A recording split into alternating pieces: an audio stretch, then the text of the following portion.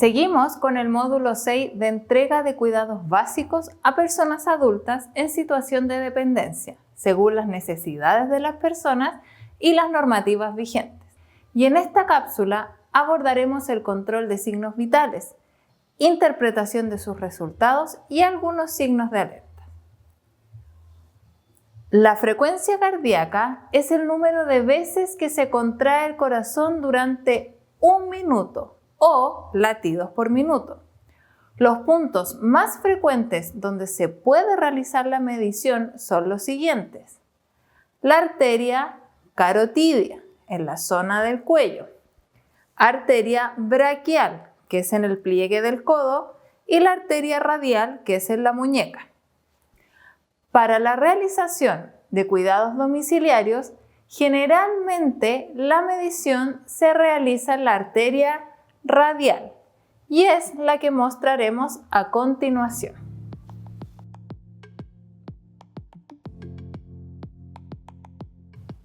En el hogar, para medir la frecuencia cardíaca, generalmente vamos a utilizar la arteria radial, que se encuentra en esta zona.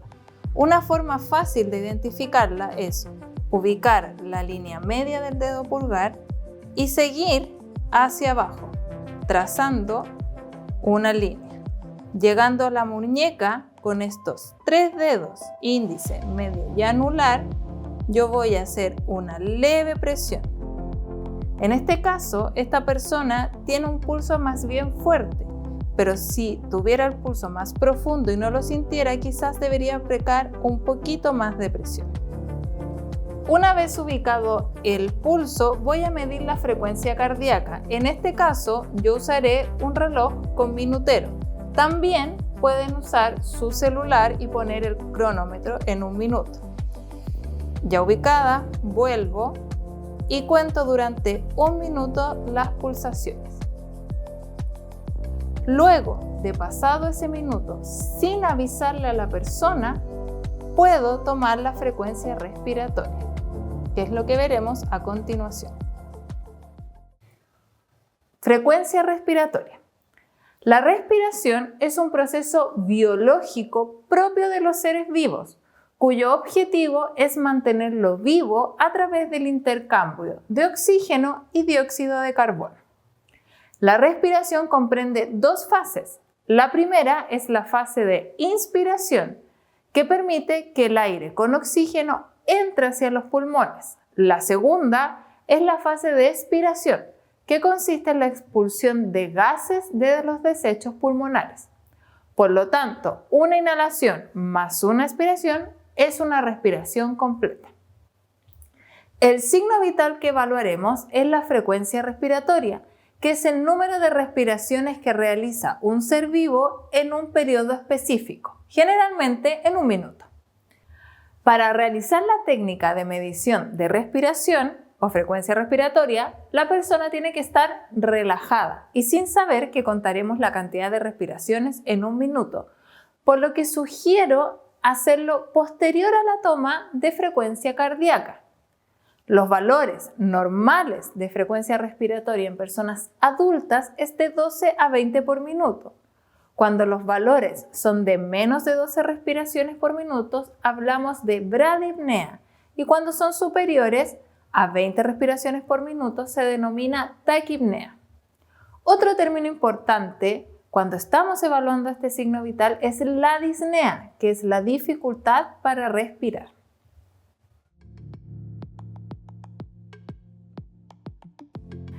Para medir la frecuencia respiratoria, nos fijaremos en los movimientos torácicos o abdominales de la persona. Si se fijan, cuando inhala, aumenta el volumen y cuando exhala, baja.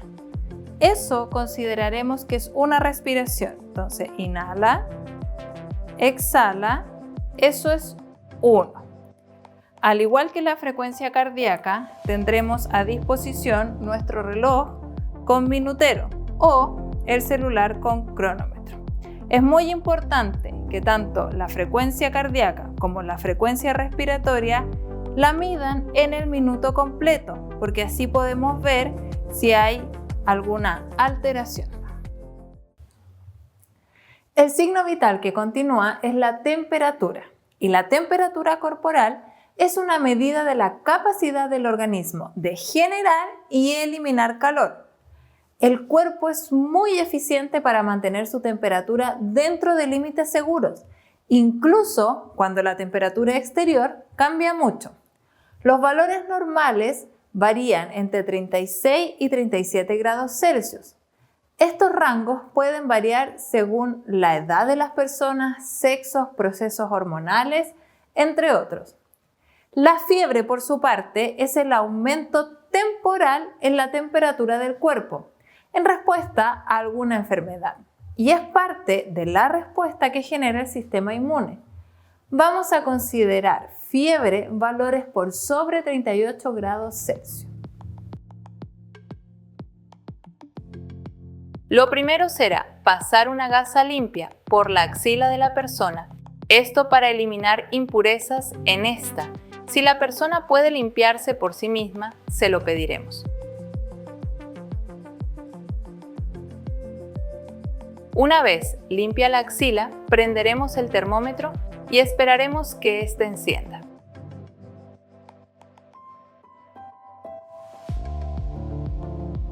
Le pediremos a la persona que suba su brazo para colocar el termómetro.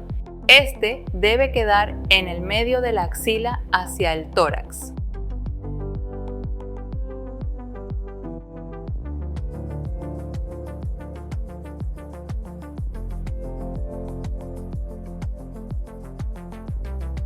Para retirar, le pediremos a la persona que levante el brazo mientras sujetamos. Verificamos cuál es la temperatura y podemos tener unas gasas o algodón, el cual le pondremos alcohol, desinfectamos y luego guardamos. Finalmente, la presión arterial se entiende por presión sanguínea a la fuerza que ejerce la sangre sobre las paredes arteriales y por presión arterial la resistencia de estas paredes a la presión de la sangre, lo que representa la elasticidad vascular. Esta presión es imprescindible para que circule la sangre por los vasos sanguíneos y aporte el oxígeno y los nutrientes a todos los órganos del cuerpo. Hay que distinguir entre la presión sistólica o PAS y la presión diastólica o PAD. La presión arterial sistólica se corresponde con el valor máximo de la presión arterial durante la sístole, es decir, cuando el corazón se contrae. Se refiere al efecto de presión que ejerce la sangre al salir del corazón sobre la pared de los vasos sanguíneos. Y la diastólica es el valor mínimo de la presión arterial, cuando el corazón está en diástole o entre latidos cardíacos. Se refiere al efecto de distensibilidad de las paredes de las arterias, es decir, al efecto de la presión que ejerce la sangre sobre las paredes de los vasos. La presión arterial varía en las personas a lo largo de las 24 horas y tiene múltiples factores que influyen, como las emociones, la actividad física, la presencia de dolor, estimulantes como el café, el tabaco, algunas drogas, etc.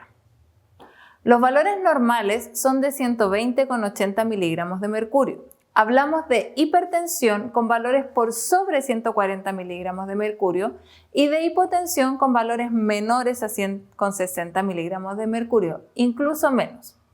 Hay ciertos signos y síntomas que nos podrían hablar de que la persona está presentando un aumento de la presión, como por ejemplo el dolor de cabeza, un zumbido en el oído que se llama tinnitus, palpitaciones, sensación de nerviosismo, entre otras.